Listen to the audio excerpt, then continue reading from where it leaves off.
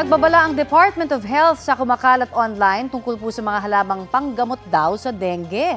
Ayon sa DOH, hindi naman totoong nakakagaling sa dengue patients ang mga halamang tawa-tawa at bayabas, maging ang bunga ng siling labuyo.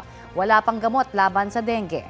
Ang mga produktong gawa po sa tawa-tawa ay aprobado ng Food and Drug Administration bilang herbal supplement at hindi pangontra dengue.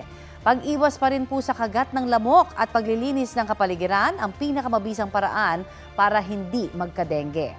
Paalala po ng DOH sa mga lehitimong sources lamang kumuha ng impormasyon. Kapuso, para sa mga maiinit na balita, mag-subscribe sa GMA Integrated News sa YouTube.